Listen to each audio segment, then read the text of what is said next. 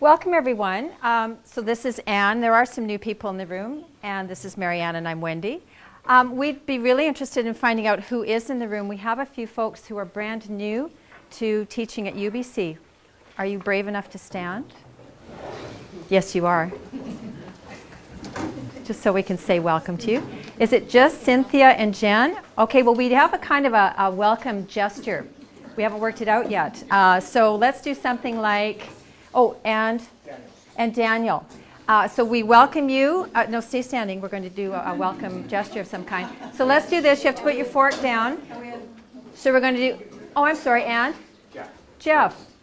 Welcome. Okay, so here's how we welcome you at UBC. So we're going to do a tap of the lap, a tap of the hands. Gary, and you particularly, a tap of the laps, a tap of the hands, and a yeah, point to whichever one of these four people. Okay, ready? And go.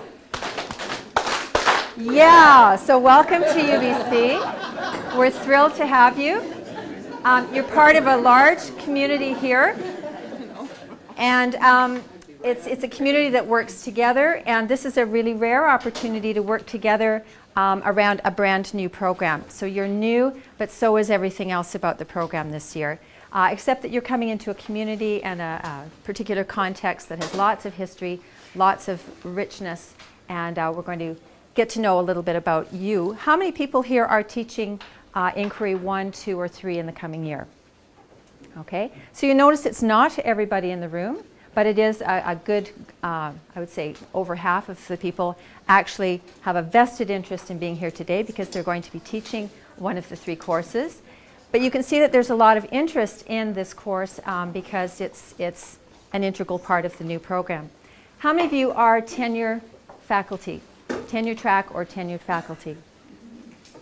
Okay. Who's associate dean? See, we've got everybody here. We may even have the dean popping in as well. Who is a sessional instructor teaching at UBC? Thank you. And who is an adjunct teaching professor? So these are teachers seconded from their school districts to be teaching professors here at UBC. So there's did I miss it? Grad students. Who is a grad student? Yay. Okay. Fantastic. So that gives us a little bit of a sense, and we hope that we can address some of your questions. We don't purport to have the answers here today.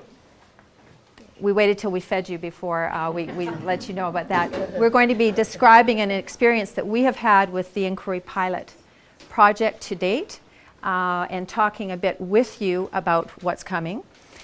But we know that there are a lot of questions that we have as well and that you have that will live with us during this first year of the program. So we'd like to surface some of your questions to start with so that we can be mindful of them as we roll along, sharing what we've experienced with Inquiry, and also so that you can hear what some of the questions are in the room. And know that some of the particulars to teaching the courses we will talk about in more depth in the second part of this afternoon. So what are some questions that are, we could do a table brainstorm first, but we thought you probably came with some questions that you hoped would be addressed today. So what are some of those questions? How much consistency will there be across cohorts? How much consistency will there be across cohorts? Are you getting sound, by the way? Are you getting sufficient sound? Okay, good. Did you get the question sound? Excellent. This is being videotaped for the 3 people who aren't here today to hear this. Okay. Not going to give answers right now. We're just noting your questions. Yes? What's particular about an inquiry seminar as opposed to an ordinary course that includes inquiry? Okay, what's the difference between an inquiry seminar versus integrating inquiry as an element into any other course?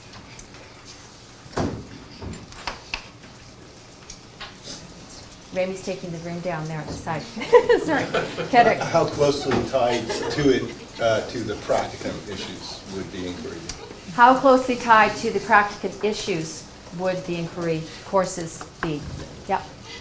How are the 3 inquiry courses going to be integrated together or melded in a series? So what's the link among the 3 inquiry courses?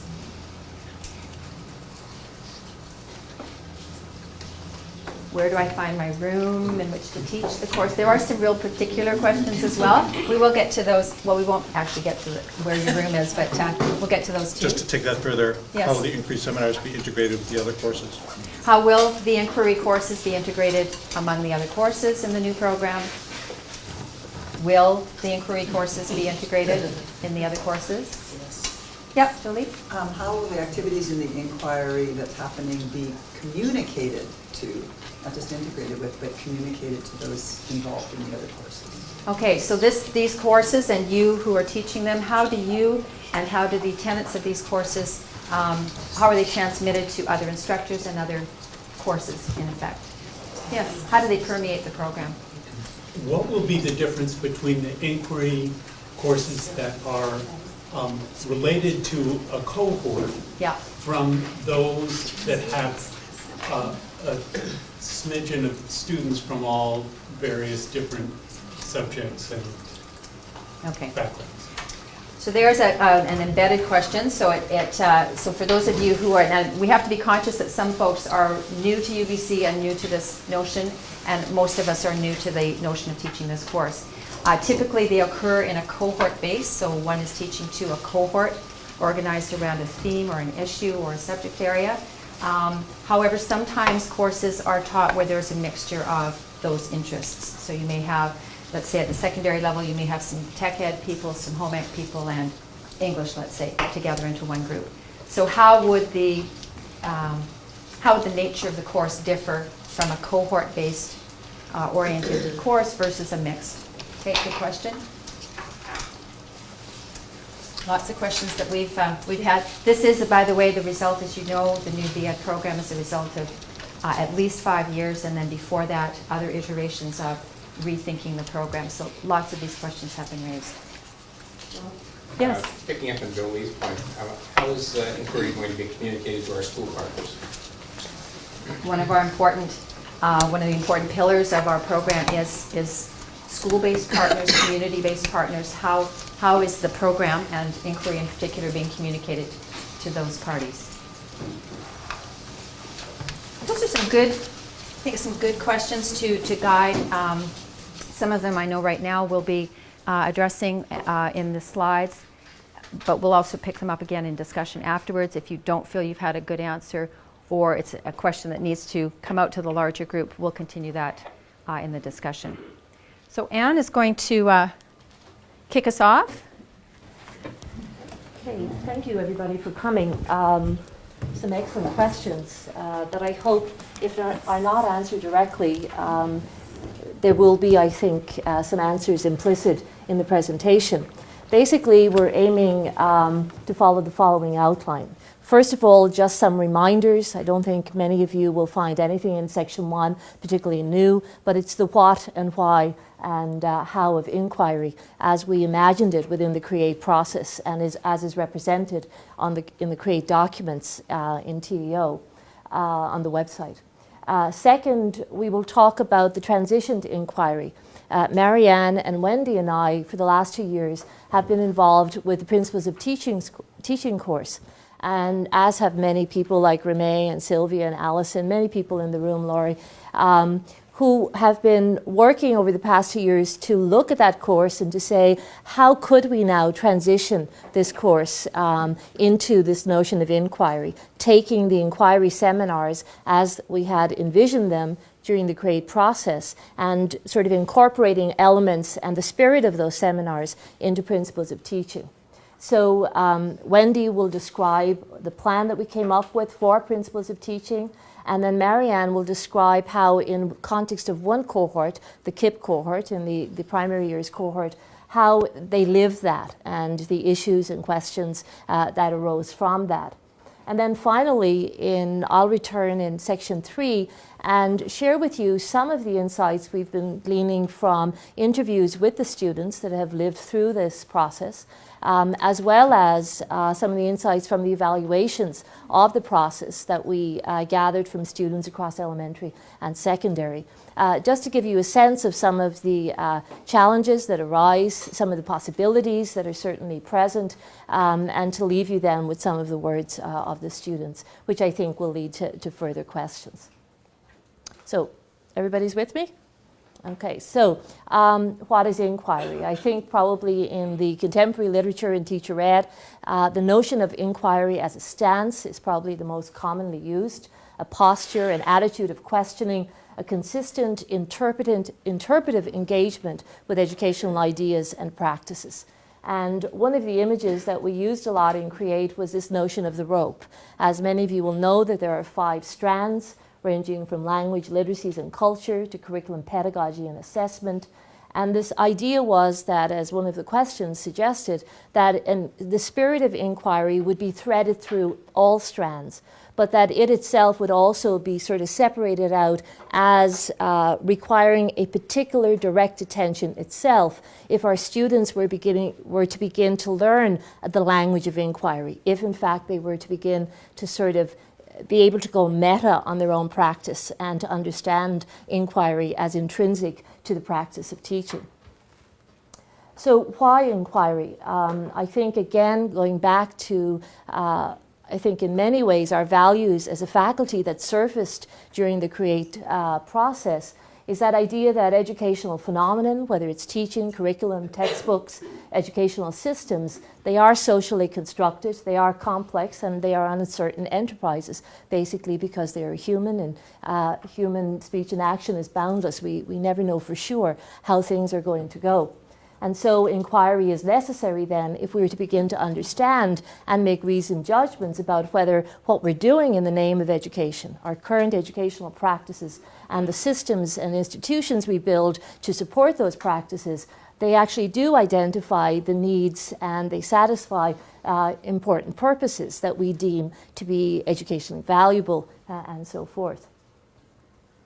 So at a very close level, the idea then coming from education to the notion of a practice, this sense of the complexity of a practice, I think was described well in Teacher a Stranger by Maxine Green, where she talks about all those small moments in a teacher's daily life in the classroom, where she has to decide what to do, what to focus on, who to reward, how to communicate the idea that respect for evidence, clarity, and elegance matters, to choose in individual cases whether to permit free and creative activity or to discipline others, to decide whether at certain points in the day you nurture the sensitivity of some child or that instead you encourage cognitive action, how much to allow for the personal idiosyncrasy of students and to adjust that then to the demands of the curriculum and to the larger mandates and so on.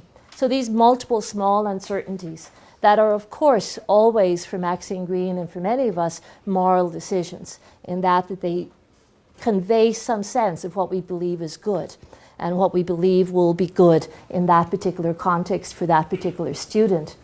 But also that all of these decisions are also, I think, political, in that they always have to do with how we distribute resources and opportunities in our schools and how we distribute power. Who feels powerful, who learns to be powerful, and so on. So these were the kinds of conversations I think that we were having in the CREATE and trying to, in a sense, as I said before, surface our values and then to think about the practices in teacher education that might actually reflect those values. So none of this is particularly new. Teacher inquiry as a sense of, asking critical questions about our practices and about our curriculum choices and decisions.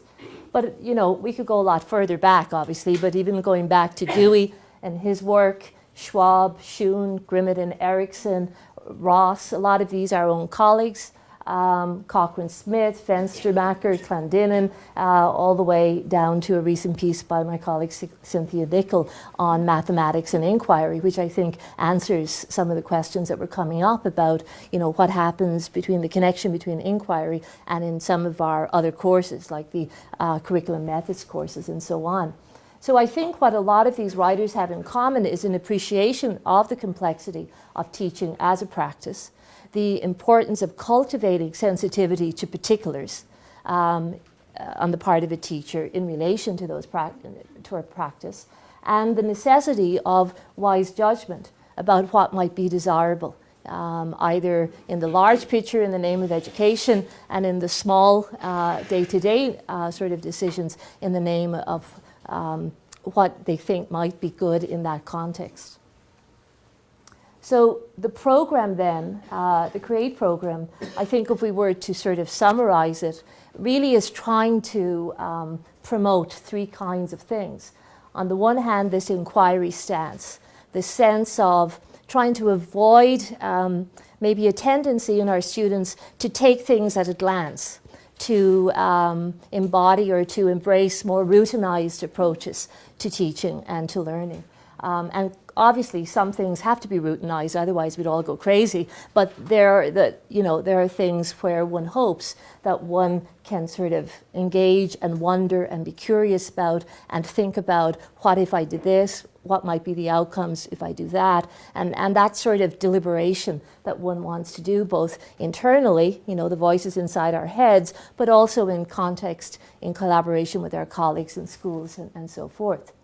I think the second thing that we're trying to promote is a kind of intellectual maturity. And that sounds rather grand, but basically all it means, and as I interview students, this comes up a lot, is the sense that there are other people in the world and they may not agree with us, and that there will be other ideas, other diverse perspectives, and there will be that part of our responsibility as educators is to think through our own perspective, to think about the reasons why we make certain judgments about what is good, what is educationally valuable, and to be able to speak that publicly, both in staff rooms, in parent-teacher meetings, and in the larger array in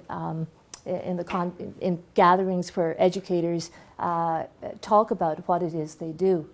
And then finally, that they would begin to see this, and I think this is something that's reinforced during orientation and our talks with them at the Chance Centre and so on, that they begin now to think of themselves as professionals that can take responsibility for their own learning, that they can begin thinking about identifying and addressing curiosities that they might have, challenges that may not have ready-made answers. A lot of the students that we interview will talk about, information and application, that they often, I think sometimes surprisingly, at least from my point of view, come from programs where they are used to being given information. And the idea is then they will use that in some way. And so there's a sense that there are answers and that they are ready-made and that they've pre-existed their arrival. And so their questions have already, in a sense, been answered. And of course, this also reflects an older type of teacher education, an applied science model of teacher education, where the sense was that there was no question in practice that could emerge, that we wouldn't have some generalizable formula that we could apply and that it would solve it. And I think we're still struggling. I think that's, in a sense, perhaps a more difficult and challenging process for them, that sense of recognizing one's own questions and then seeking to address them in some way. And that in doing that then, they would, as many of you have intimated in your questions, would begin to link different kinds of knowledge and experience from various courses and from the field experience. Now, clearly, those are, the pretty big aims, and we have a one-year program. But one of the direct ways that we were trying to achieve some of those aims was through this series of inquiry seminars. There are 3 seminars in all.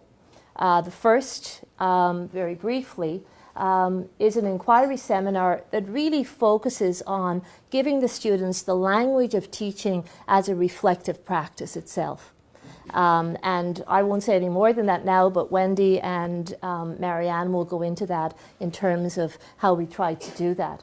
The second seminar then is to actually give them a sense of what it might be like to engage in inquiry themselves. Now, here's where it gets sort of tricky, because I'm reminded John Dewey wrote in 1906 that teacher education at the turn of the 20th century was a lot like learning to swim by staying as far away from the water as one possibly could. And there is a bit of that in a sense, but I want to make a distinction here between what we might call practitioner inquiry and educational study. Because of issues related, for example, to the structure of the program. For example, the first time that they're truly immersed in practice is at the very end of the program in their 12 or 13 week, soon to be 10 week practicum. But they do have, 2 weeks early on, and some of them have a day a week that they go out, so that they get a sense of practice, but it's really still at some remove. So whether or not, and I'll go to the next one, so whether or not, as we commonly think of teacher inquiry as really arising out of practice, the question is, where do our students' inquiries, where do they locate? So that they have obviously had thousands of hours of observation as students themselves in schools, so they draw somewhat on that. They are encountering students and teachers in their practicum classrooms, again minimally, but nonetheless some. And out of those experiences, we're finding that this is where they find and locate and identify their questions.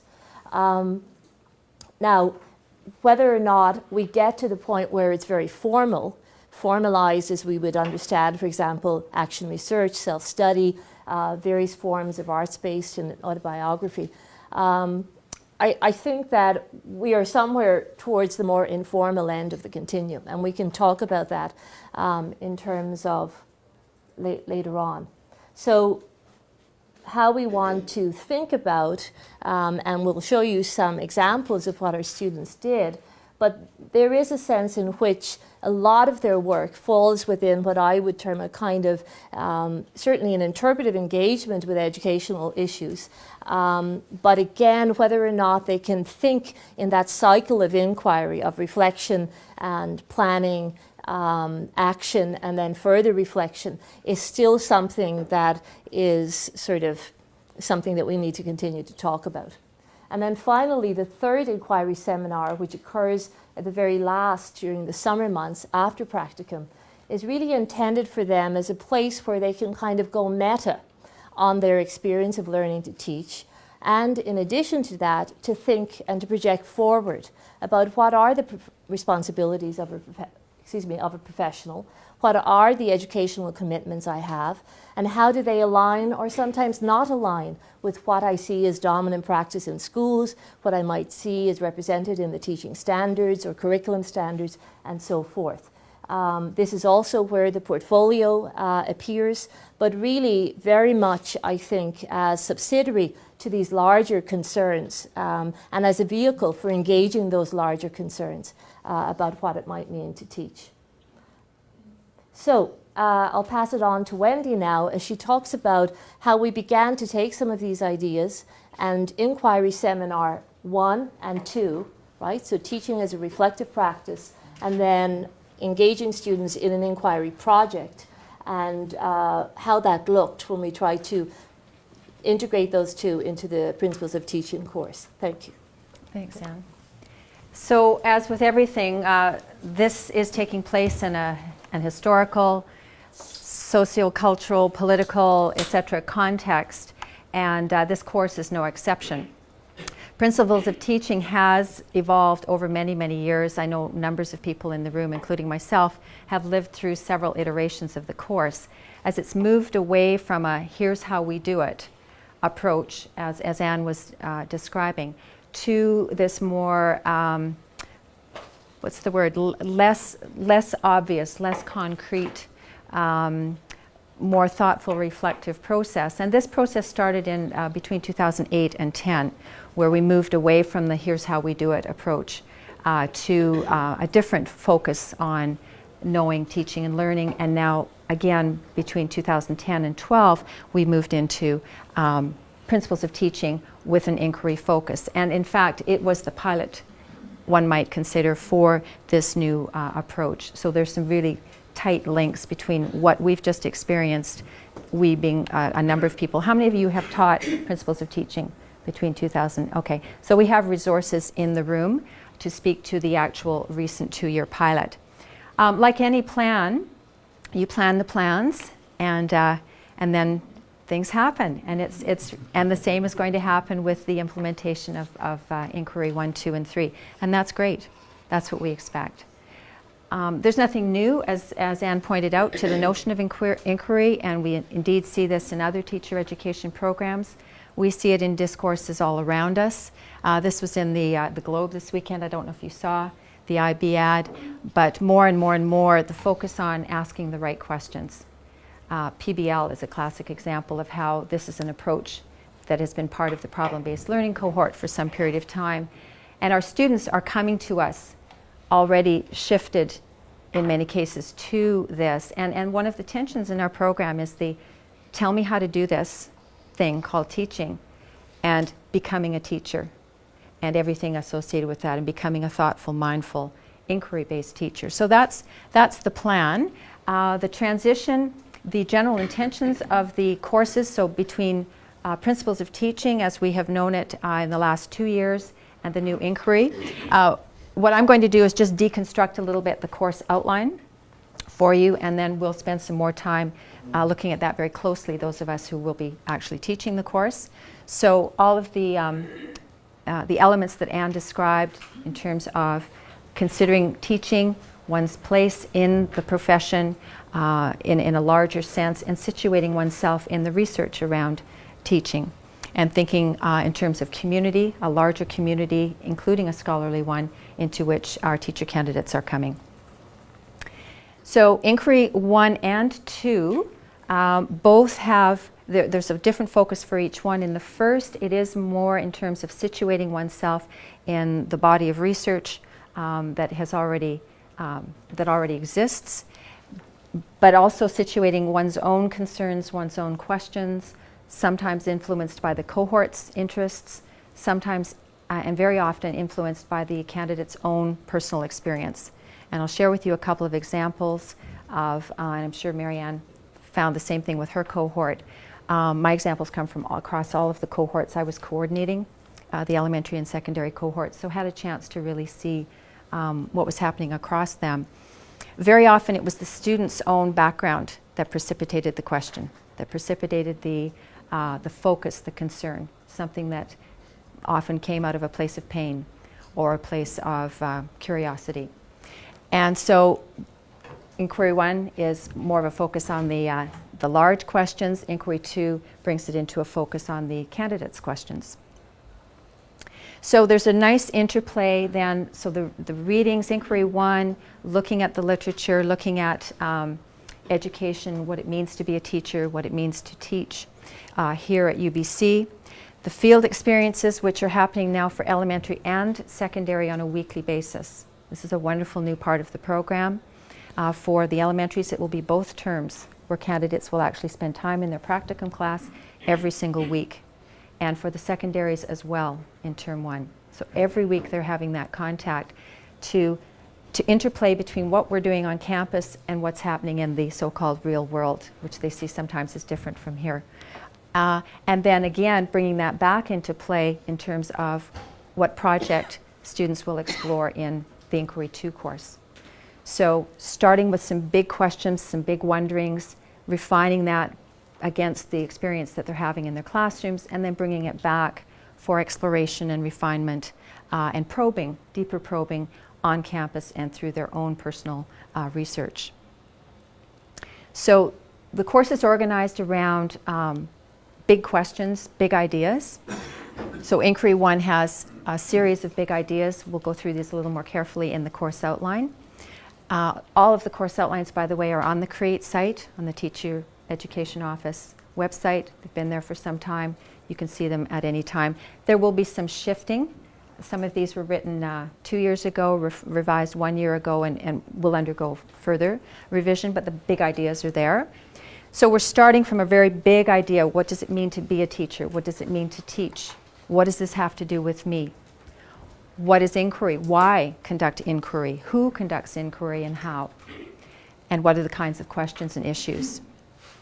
We have a look, obviously, there are a rich list of possible readings that you can choose to explore with your students or augment with others that are meaningful for you, that get at these same big questions or these big ideas, and gradually looking at some of the, so for example, enlarging perspectives, looking at some of the literature around professional learning communities, looking at how teachers actually do explore the research in a thoughtful, research-informed way. How does that happen? How might it happen for me as a new teacher, as a teacher who is becoming, a candidate who is becoming a teacher? What are the things that teachers observe? How do they observe? I love the one that you recommended about spending time in playgrounds, watching children. What are the things we watch for? When we go out on practicum, I know we're really focused on the how is she doing it, but what are the other things that we can be noticing? How do we record those? How do we reflect on those? And gradually, how do we situate ourselves in such an inquiry focus? So these are the big ideas for Inquiry Seminar 1. This happens in the fall for elementary and secondary. Inquiry, to help us, and what we did as a group for the 2 years, is we did meet together regularly as instructors in conversations around the various readings and around the big questions. And Anne very helpfully provided some discussion guides for some of the principal readings. And these were really good in terms of helping instructors consider how they might focus student attention on various elements in the readings related to those big questions. So these discussion guides are available in terms of a reference to the types of questions that were helpful working with the candidates. They were housed on a website along with PowerPoints, YouTube videos, various items that instructors felt might be useful to help unpack a big idea or that had come up in their own discussions with students. And so I'll just switch this over from a website to a wiki so that it's something we might wish to just contribute to as we move forward. So there are some resources that exist and that we can add to or not. That's entirely up to you. So Inquiry Seminar 2, which happens in Term 2. So for the elementaries, that's a 13-week period. For the secondaries, that's a 3-week intensive period in January. So it'll be interesting timing in those, and some cohorts have the same instructor teaching Inquiry 1 and 2. So there might be a little preparing for Inquiry 2 and Inquiry 1 or not. In many cases, there are 2 instructors teaching Inquiry 1 and 2.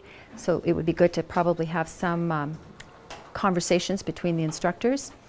And this is where the students now take this large view of inquiry and make it personal and really bring it into a focus around a question that matters for them. And for those of you who have worked with master's students on refining their questions, you know that that's a big piece just there alone. What's a good question? What's observable? What matters? What matters to you versus what matters out there? And how can you relate your question to research that has already been done around similar issues? So the focus here is, and the way this happens, is very much a consultative process. Some cohorts did this as seminars. So the instructor would have collegial groupings going on in a class, would spend time 1-to-1 or 1-to-2 or 1-to-3, very flexible in terms of how this particular inquiry seminar occurred, with the purpose in mind of preparing to actually conduct inquiry and then to report out the results, to share those with the rest of the cohort. The assignments, so 1 and 3 are consistent with what we had in Principles of Teaching. Remember that we had 13 weeks to do really what we're now doing in 2 courses, each of 13 weeks, or 13 plus 3. So we basically had 1 course to do what we now have 2 courses to accomplish. So certainly class participation, engagement with the readings, engagement with the conversations around the big ideas, important part. How that is structured, we suggest some ideas with entrance and exit slips, but that's really up to you. What has been added now in the new course in Inquiry 1 is a metaphor, generating a metaphor about yourself as a teacher, and then interpreting some of the metaphors of others, and then a choice of either a critical review of a teacher inquiry or lesson observation and analysis. But the big focus will be in Inquiry 2 on the inquiry project itself. So the students do approach this as a researcher would, and they do submit a proposal. Of course, this is all done in a very supported, scaffolded process with lots of back and forth. It's a 1-pager asking, what is your question? Why does it matter? What sources are you going to use? And these can be a great variety. And this notion of becoming critical about what we read. You know, our students are reading this. They're reading articles, they're reading books. They need to really interpret and tease out what is important and then triangulate against other sources. And that's part of what we're trying to do in Inquiry 1. So this is brought up a little bit in the proposal, and what do you expect to find out? And again, this is a negotiated process that happens during the Inquiry 2 consultation period. Assessment criteria, as you would expect, for the actual project. This is all in the course outline. And this was really an exciting and varied process, the representation of the inquiry results. Students really took ownership. I think those of you who taught the course will corroborate that. They really owned the research. They became experts, as it were, in their look at a particular issue. These were shared either as single students, pairs of students. Some cohorts, Anne and I were able to visit just about all of the cohorts during this phase. Some of them would have, say, 4 students together around similar or very diverse topics, and they would present to each other. Short presentation, engage in some questions, etc. Some had stand and delivers. It really varied, but they did produce a written paper, an individual paper, each candidate. Just read a little bit about these. These are just some intros. I've just got a couple of excerpts here from across the cohorts, elementary, secondary.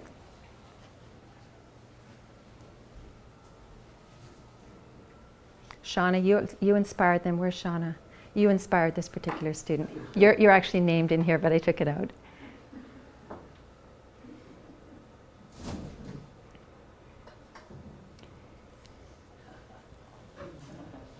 So you can see how the student, in all cases, the student situates him or herself in the question.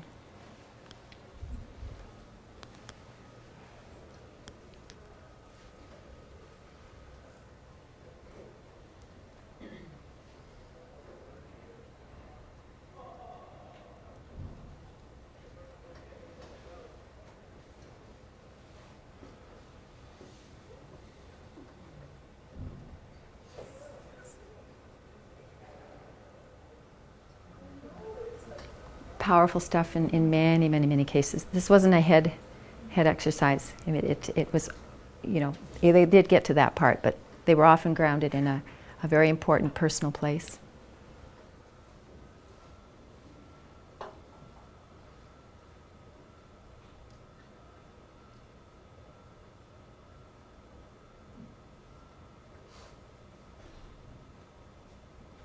Just gives you a bit of a flavor. Just one more.